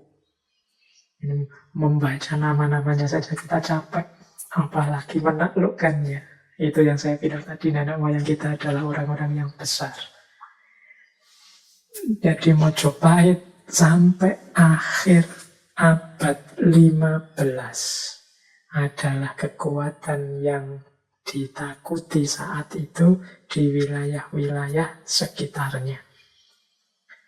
Bahkan ada cerita, bahkan Mongol pun agak takut dengan Mojopahit. Ada cerita begini, satu ketika tahun 1377 ada utusan dari dinasti Ming menuju Sumatera Timur. Jadi ke daerah Sumatera. Tapi terus ketemu dengan pasukan Mojopahit. Terjadi konflik, kemudian pertempuran. Dan semuanya dibunuh oleh tentara Mojopahit. Nah, ini kan dahsyat ini. Harusnya kasus ini lahir jadi perang. Ini kan tidak sekedar seperti Raja Kartanegara yang melukai utusan Mongol Menci. Tapi tidak terjadi perang. Ini ada yang bilang ya mungkin mikir-mikir juga.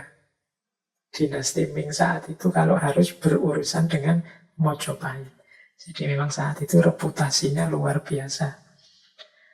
Tentara-tentara Jawa saat itu dikenal sebagai pasukan profesional yang terlatih. Yang tidak sembarangan orang bisa mengalahkannya. Dan itu antara lain dibentuk, diperjuangkan oleh Gajah Mada. Nah, nanti menarik pandangan bahwa terhadap daerah-daerah taklukannya itu Mojopahit itu bukan kemudian menjajah atau menghisap, tapi yang terjadi adalah hubungan simbiosis mutualisme, hubungan yang saling menguntungkan, khususnya dari wilayah ekonomi dan bisnis. Jadi nanti daerah-daerah yang ada di bawah kekuasaan Majapahit ini yang dilakukan adalah memberi dukungan ekonomi kepada Mojopahit. Ya mudahnya memberi upeti-upeti. Nanti Mojopahit ganti memberi keamanan, menjaga dengan kekuatan militernya. Jadi yang satu memberikan keamanan, yang satu memberikan dukungan ekonomi, yang satu melindungi, yang satu mengupayakan peningkatan wilayah ekonomi. Dan jadi itu relasinya seperti itu. Karena memang wilayah Nusantara itu kan wilayah yang terpisah-pisah, kemudian sering menjadi lalu lintas perdagangan dan dipisahkan oleh laut-laut sehingga banyak pelabuhan-pelabuhan. Ini kan butuh kekuatan pengamanan yang tidak sepele.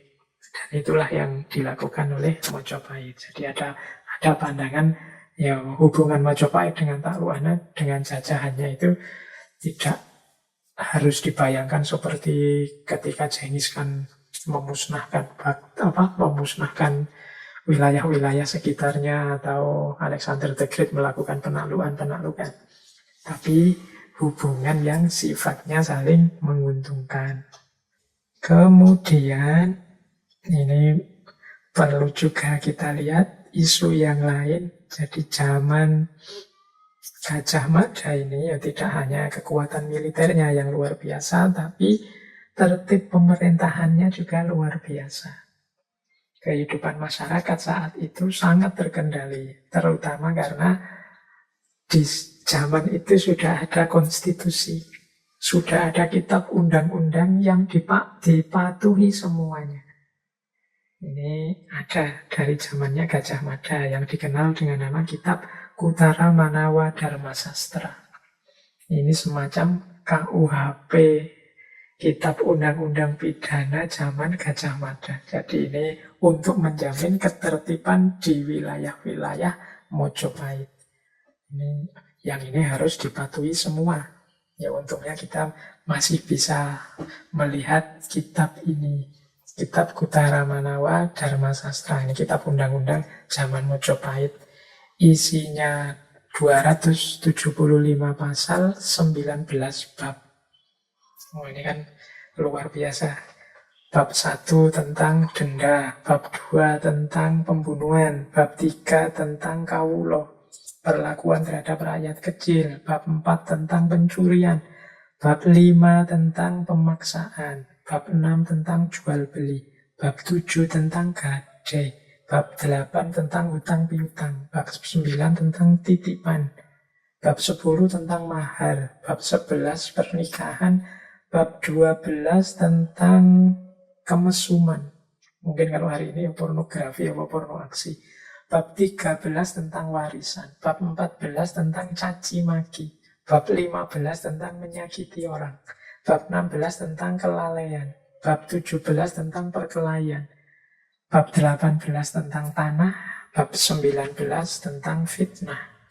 Oh, menarik ya, di zaman ini sudah lumayan komprehensif. Misalnya kita butuh gimana ya cara hukum tentang pornografi, porno aksi, itu kan kita pernah ngalami betapa ributnya kita mencari contoh hukum terhadap pornografi, porno aksi. Wah, itu kita bisa misalnya melacak ke warisan-warisan nenek moyang antara lain. Yo, kitab Kuttara Manawa ini. Meskipun ya pastinya tidak dipersiskan. Karena saya bilang tadi, situasi dan konteks zamannya berubah. Tapi paling tidak kan kita bisa mengambil banyak pelajaran. Namanya tadi benchmark itu kan pijakannya. Termasuk tentang caci maki. Hari ini kan kita bingung ini. Dunia medsos caci maki ini apa yang harus dilakukan. Kemudian juga tentang macam-macam. Di sini banyak. Nah, itu paling tidak menunjukkan nenek moyang kita itu juga sudah maju, sudah cerdas, mampu membentuk tata sosial, tata politik, tata susila di level hidup yang tinggi. Saya ambil contoh yang saya ingat ya, misalnya ini sebenarnya naskahnya sudah saya tahu diterjemah beberapa teman-teman yang serius mencari pasti ada itu, termasuk versi bahasa Indonesianya. Misalnya yang saya ingat tentang pencurian. Tadi kan ada 8 jenis pencurian. Itu di bab berapa tadi? Di bab 4 tentang pencurian itu ada penjelasan begini. Jadi yang disebut pencuri itu ada 8 jenis. Nah, ini kan menurut saya pandangan yang lebih sophisticated. Yang pertama, siapa yang melakukan pencurian. Yang kedua, orang yang menghasut supaya mencuri. Yang ketiga, yang memberi makanan kepada pencuri. Yang keempat, yang memberi tempat tinggal kepada seorang pencuri. Yang kelima, yang bersahabat dengan seorang pencuri. Yang keenam, yang memberi petunjuk kepada pencuri sehingga mendapat kesempatan mencuri. Yang nomor 7, yang menolong seorang pencuri. Yang kedelapan, yang menyembunyikan seorang pencuri. Oh, ini kan detail. Jadi kalau ada pencurian, itu tidak hanya dilihat siapa yang mencuri, tapi didalami keterlibatan 8 kelompok ini. Wah, ini nanti hukumannya beda-beda dari 8 ini. Kalau yang mencuri dan menghasut supaya mencuri, kalau memang bukti-buktinya nyata, jelas, itu hukuman maksimalnya bisa hukuman mati. Yang memberi tempat melindungi pencuri itu bisa denda. Kemudian yang membantu pencuri atau diam saja tidak lapor padahal tahu pencuri itu juga ada dendanya. Itu detailnya ada angkanya di situ. Nah, itu contoh betapa sudah detail, sudah nenek moyang kita itu sudah canggih cara berpikir politik kenegaraannya.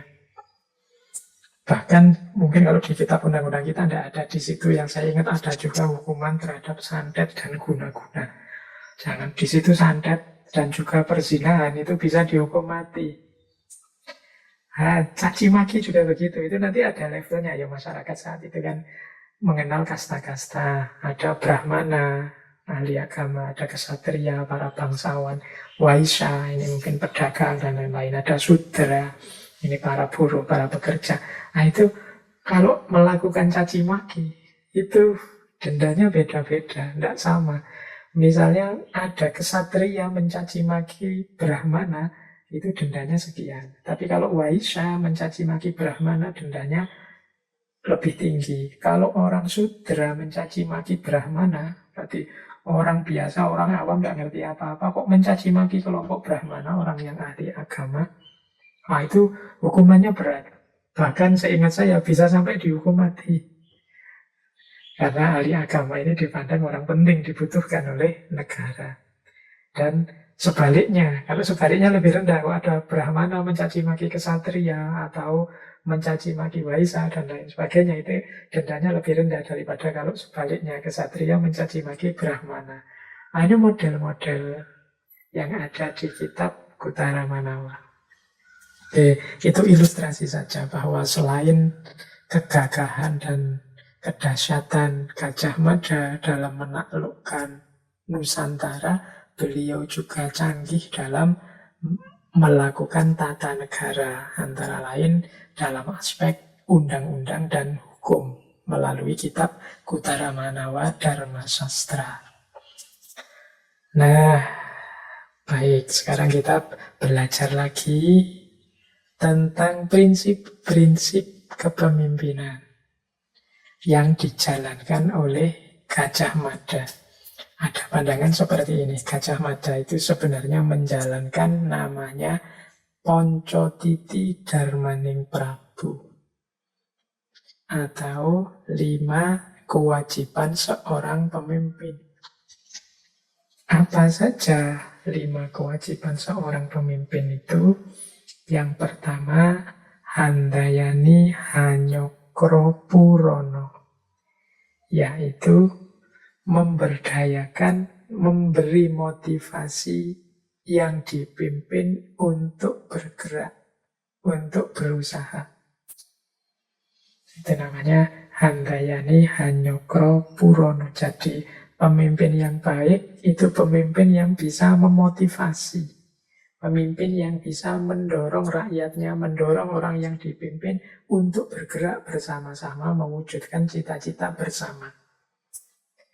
Dan ini pastinya dilakukan oleh Gajah Mada. Tanpa dukungan yang lain semuanya mustahil proyek besar Sumpah Palapa itu bisa terwujud. Kemudian yang kedua, Madya Hanyokrobowo. Madya Hanyokrobowo itu pemimpin harus senantiasa memberi bimbingan dan mengutamakan kepentingan masyarakatnya. Jadi tidak egois, semua yang dia mampu dipersembahkan untuk masyarakat membimbing, menuntun, dan memberikan yang terbaik untuk yang dipimpin. Jadi Madya Hanyokrobowo ini Gajah Mada ya pasti sudah melakukannya. Apalagi beliau lebih pilih tirakat. Aku susah ndak apa-apa, aku ndak nikmat ndak apa-apa. Jadi Hamuk Tipalopo. Yang penting negara, bangsa, kerajaan sejahtera dan maju. Kemudian yang ketiga Ngarso Hanyokrobowo. Ngarso Hanyokrobowo itu pemimpin yang di depan. Dia adalah orang yang ada di depan, maka dia harus senantiasa memberikan contoh dan suri toladan bagi yang dipimpin. Pemimpin adalah cerminnya masyarakat. Apa yang dilakukan pemimpin, rakyatnya pasti akan niru. Nah, ini prinsip Ngarso Hanyokrobowo. Berarti pemimpin harus melakukan hal-hal yang mulia, yang terpuji, yang patut ditiru. Biar rakyatnya niru yang baik-baik. Biar yang dipimpin mengikuti yang baik-baik. Kalau yang di atas gegeran, rame terus, ya jangan salahkan yang di bawah rame juga dan gegeran. Karena di antara perannya pemimpin itu Ngarso Hanyokrobowo. Dia itu di depan, maka orang melihat dia dan niru. Yo, apa gambarannya kalau kita lagi senam terus nggak ngerti gerakannya apa, itu kan pokoknya nonton di depan, instrukturnya melakukan apa, kita niru. Jadi yang posisinya di depan itu bagian yang ditiru. Itu Ngarso Hanyokrobowo. Maka sadarlah para pemimpin, engkau di depan. Sadarlah para pemimpin, engkau Madya Hanyokrobowo, engkau di tengah. Maka engkau harus nonton, memberi bimbingan. Sadarlah para pemimpin, engkau di belakang. Maka engkau harus memberi dorongan, memberi kekuatan, handayani. Kemudian yang keempat, seorang pemimpin itu Nirbolo Wikoro. Dia tidak harus selalu menggunakan kekuatan dan kekuasaan. Jadi pemimpin itu akan utama kalau tanpa kekuatan, tanpa kekuasaan, tanpa pemaksaan, rakyatnya yang dipimpin mau mengikuti, menjalankan ideal-ideal yang ditetapkan. Jadi tidak harus mengerahkan pasukan, tidak harus memaksa-maksa, tapi mampu membuat yang dipimpin patuh. Nah, ini namanya Nirbolo Wikoro. Kemudian yang kelima, Ngarso Dono Upoyo.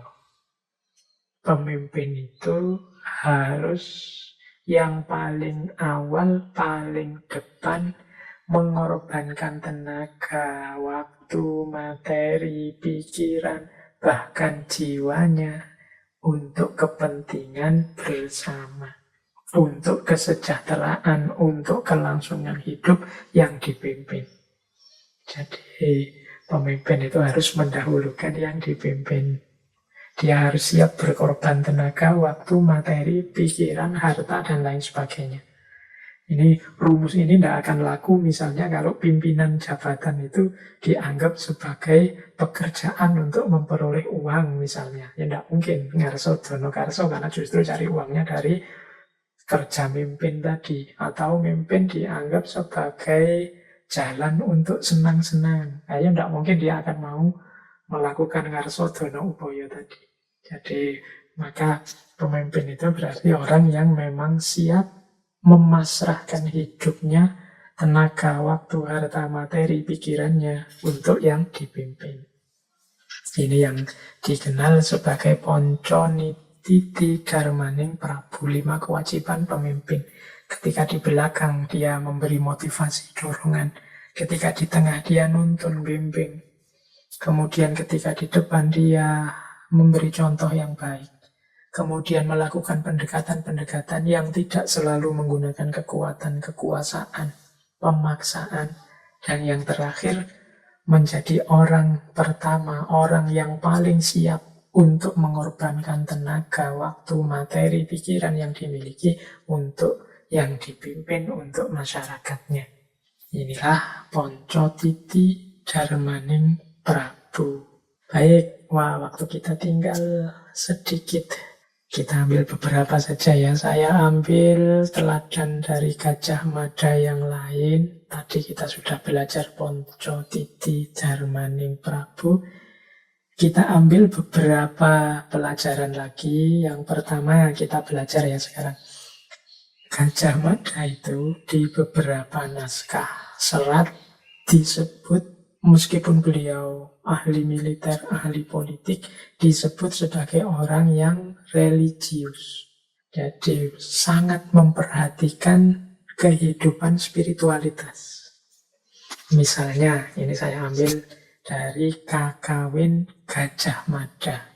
Beliau ini mengajarkan untuk agar semua orang tidak melalaikan aspek spiritualitas.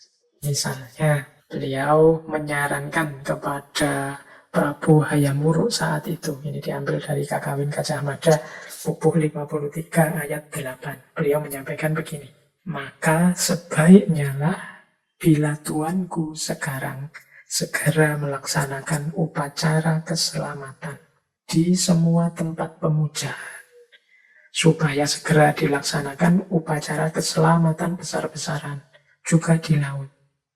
Paling utama ditujukan kepada dewa bumi dan dewa angkasa supaya aman dan sejahtera. Seluruh dunia memperoleh ketentraman, hilang semua gangguan dan tidak ada kesusahan. Jadi berarti selain perjuangan-perjuangan fisik, selain ikhtiar-ikhtiar konkret, jangan lupa aspek spiritualitas. Nah, ini diajarkan juga oleh Gajah Mada. Ya zaman itu ya upacara selamatannya kepada dewa-dewa yang dipercaya. Jadi ini dilanjutkan di Pupuh 53 bait 9-10 untuk ranah spiritualitas ini. Lanjutannya seperti ini. Demikianlah laporan hamba. Semoga diterima baik oleh Tuhan hamba. Perlu segera mulai pemusnahan semua gangguan di dunia ini, terutamanya oleh Pendeta Siwa dan Buddha dan Sri Baginda sebagai pelaksana ketiga, menjaga dan memelihara bumi serta langit. Itulah yang disebut 3 perlindungan seluruh dunia. Raja tak dapat dipisahkan dari Pendeta Siwa dan Buddha. Ibarat periuk dengan tutupnya. Menyatukan rasa dengan para pendeta supaya dunia ini makmur, aman, dan sejahtera. Apalagi semua ini penyebab kesempurnaan, kebahagiaan, kesenangan, dan kemasyhuran. Dengan restu para dewa, Tritunggal Raja, Pendeta Siwa, dan Buddha. Ini seperti Dewa Brahma, Wisnu, dan Siwa. Jadi ini laporannya Gajah Mada kepada Prabu Hayam Wuruk untuk memperhatikan ranah spiritualitas, untuk mengajak para tokoh agama, ahli agama, ikut berjuang di ranah spiritualitas demi keberhasilan semuanya. Jadi antara, kalau bahasa kita, ulama dan umarok itu harus sinergis. Kata Gajah Mada, Tritunggal Raja, Pendeta Siwa, dan Buddha ini jadi satu. Inilah yang jadi perlindungan seluruh dunia, kata Gajah Mada. Ya karena memang agama resmi yang ada di Mojopahit saat itu yang populer kan memang agama Siwa dan agama Buddha. Ini sebenarnya tidak hanya era Mojopahit.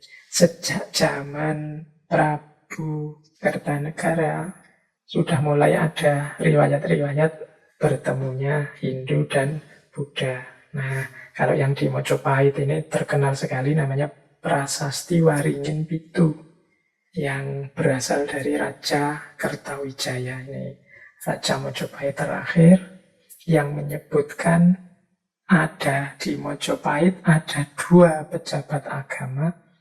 Yang pertama Dharmadiaksa Ringkasayuan dan yang kedua Dharmadiaksa Ringkasogatan. Yang Kasayuan ini yang mengurusi agama Siwa, Ringkasogatan ini yang mengurusi agama Buddha. Jadi berarti memang agama resmi saat itu agama Siwa dan agama Buddha. Dan ini juga nanti kan disebutkan juga kalau teman-teman mendengar istilah Bhinneka Tunggal Ika yang ditulis oleh Empu Tantular dalam Kakawin Sutta Soma, itu kan menjelaskan dua agama ini. Jadi agama Siwa dan agama Buddha.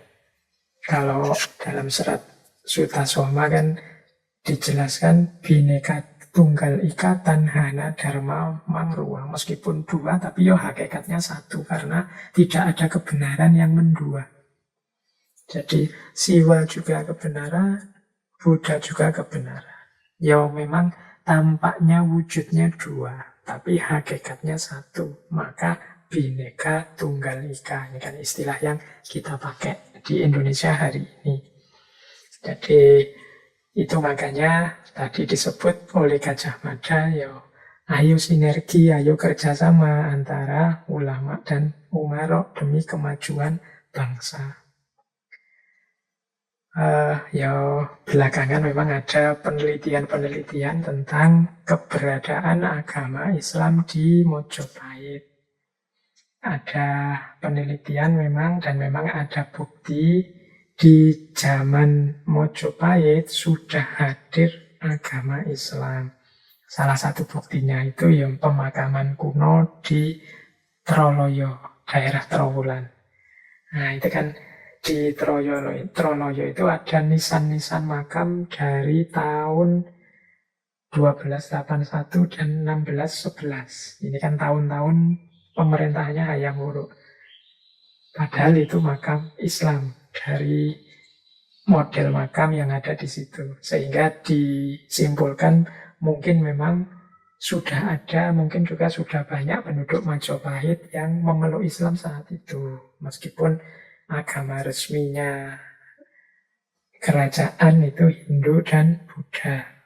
Ya nanti masih ada kontroversi lagi, ada yang bilang bahkan seperti Gajah Mada itu kemungkinan dia Muslim, atau Majapahit itu mungkin bukan kerajaan tapi kesultanan, macam-macam. Ini yang saya bilang tadi versi-versi.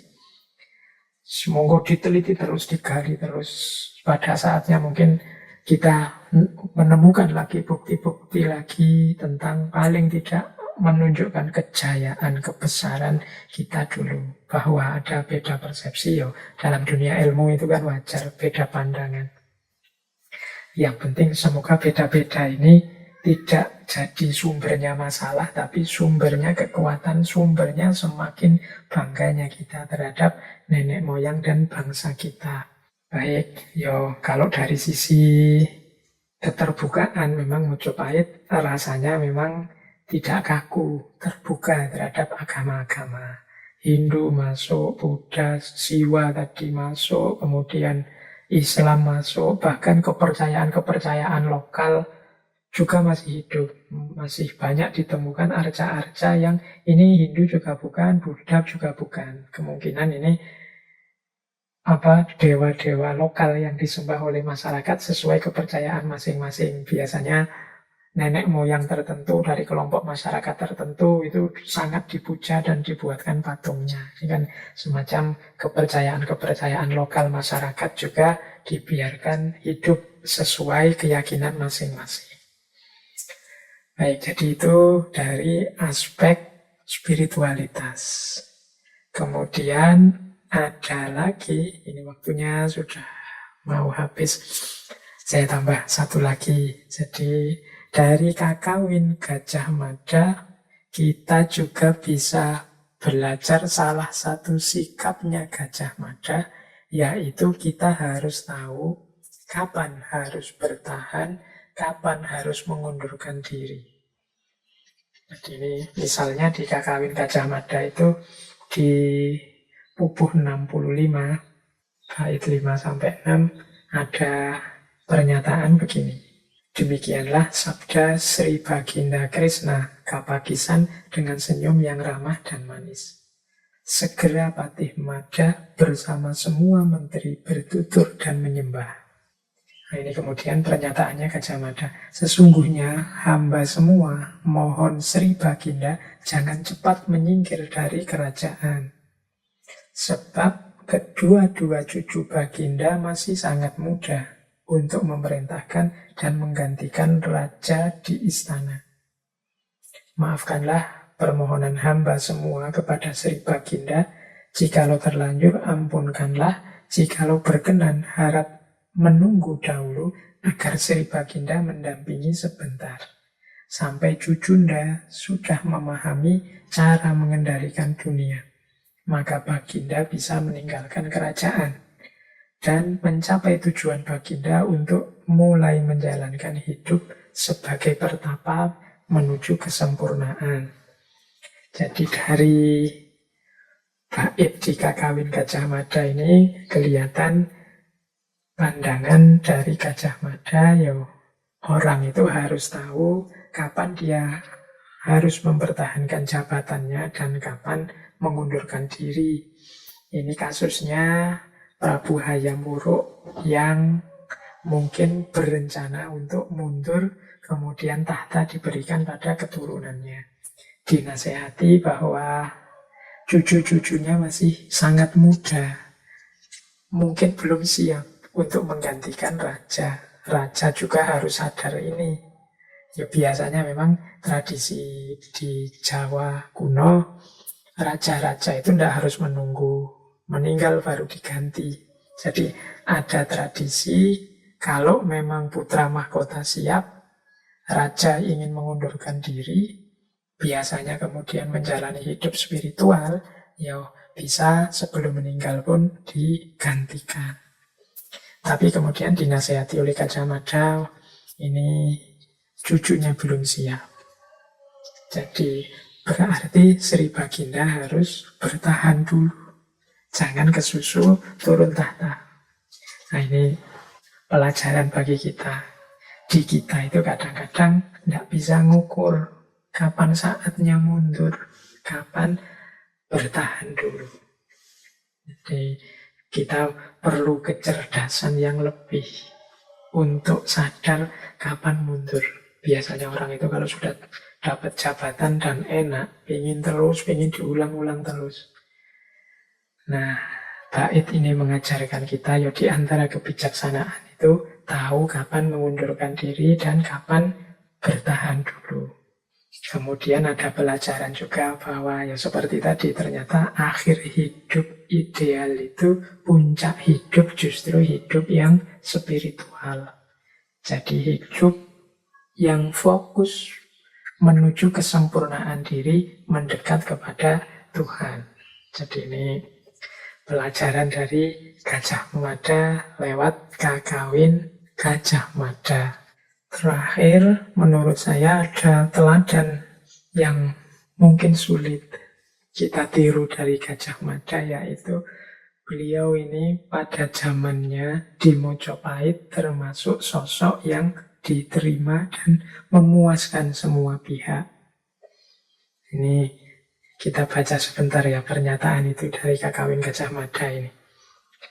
Akhirnya semua senang, puas, lega diarahkan oleh Patih Mada. Pengurusan tepat dan semua perintah terlaksana. Hal itu memuaskan hati Sri Krishna Kapakisan. Semua permintaan raja dipenuhi, juga para ahli agama, juga semua kepala daerah, mengurusi rakyat yang dewasa dan anak-anak di Wilwatikta, golongan rendah, tengah, tinggi. Maka rakyat pun sejahtera. Semua mengikuti perintah raja dengan tidak ragu-ragu. Demikian juga apa yang dikatakan para dewa tentang tugas kewajiban rakyat yang ada dalam kitab hukum. Pikiran tak tergoyahkan, teguh dan jernih. Nah, ini kalau dengan bahasa lain kan kita sering menyebut situasi puas semuanya seperti ini, itu situasi yang gemah ripah loh jinawi toto tentrem kerto raharjo. negara yang sejahtera, yang tentram, yang semuanya puas dan lega, aman, makmur, baldatun thayyibatun warabun ghafur. Kalau pakai istilahnya Al-Quran. Dan diwujudkan oleh Gajah Mada pada zamannya menurut Kakawin Gajah Mada ini. Makanya setelah beliau mundur, sulit sekali mencari penggantinya. Ya paling tidak tetap kita bisa meneladani hal-hal baik yang sudah dirintis dan dilakukan oleh Gajah Mada. Mulai semangatnya, cinta tanah airnya, cita-citanya yang tinggi, kecerdasannya, kebijaksanaannya, karakternya, dan banyak hal yang bisa kita pelajari malam ini. Jadi malam ini mungkin materinya tidak terlalu padat, banyak cerita-cerita, banyak ngalur ngidul ngobrolnya, tapi semoga teman-teman bisa menangkap roh dan semangatnya dari seorang Gajah Mada. Nah, akhir hidup beliau ini juga termasuk yang misteri. Ini tokoh-tokoh kita bulan ini itu diselimuti oleh berbagai misteri. Meskipun semuanya tokoh-tokoh yang dahsyat dan besar. Gajah Mada ini akhir hidup beliau itu ada beberapa versi dan kontroversi.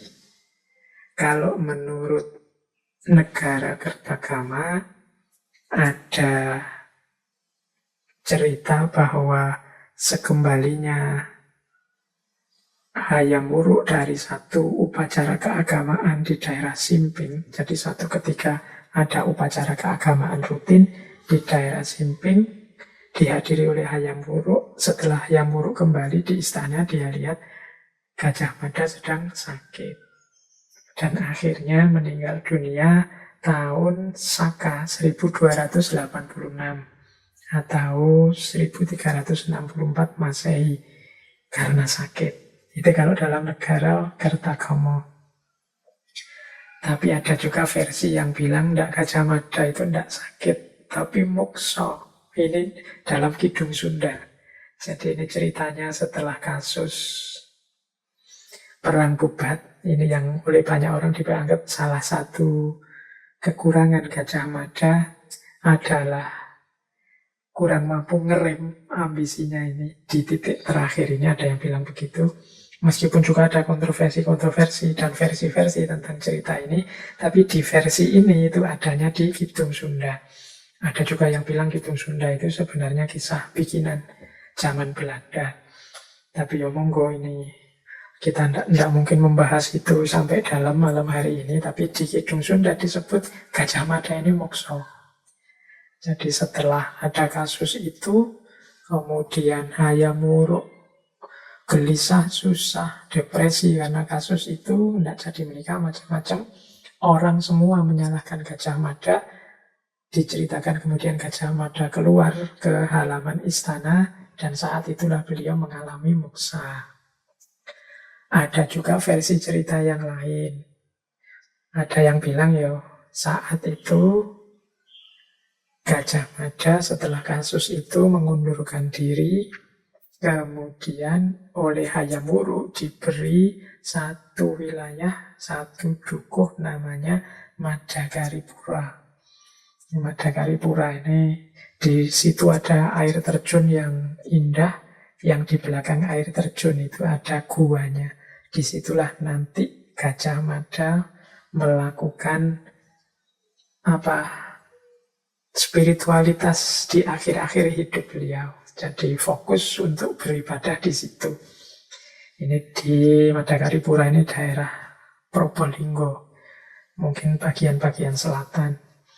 Nah, jadi di situlah nanti akhirnya Gajah Mada meninggal di situ.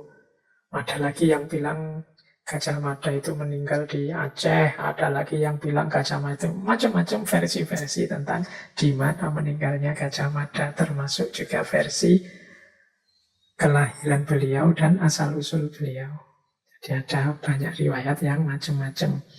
Malam hari ini kita lebih fokus tidak pada versi-versi dan kontroversi-kontroversi, tapi pelajaran-pelajaran apa yang bisa kita ambil dari Gajah Mada, dari profilnya yang bertanggung jawab, tegas, cerdas, setia, tahu diri.